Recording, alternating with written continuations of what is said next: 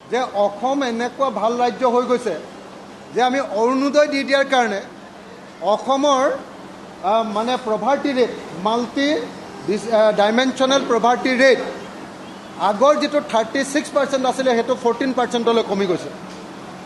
মই তেতিয়া ক'লোঁ যে নীতি আয়োগে দেখুৱাইছে যে আজিৰ দিনটোত মাল্টি ডাইমেনশ্যনেল প্ৰভাৰ্টি ইণ্ডেক্সত অসম ভাৰতবৰ্ষৰ ভিতৰত আটাইতকৈ দুখীয়া 6 নম্বৰ ৰাজ্য হয়। 14% হয়। বিহাৰৰ আগতে 56% আছিলে, এইটো 25% হ'ল।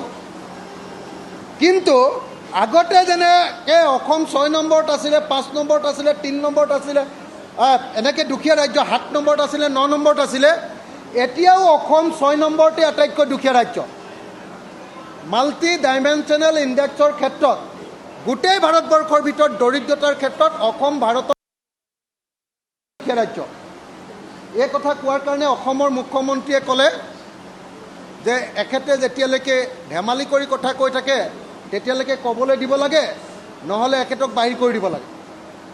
তেতিয়া অধ্যক্ষ ডাঙৰীয়াই মোক দিনটোৰ কাৰণে আজি বহিষ্কাৰ কৰিছে আৰু মই লগে লগে এনেকৈ ক'লা মুখত ক'লা কাপোৰ বান্ধি বিধানসভাৰ মজিয়াত প্ৰতিবাদ সাব্যস্ত কৰি বিধানসভাৰ পৰা ওলাই আহিছোঁ।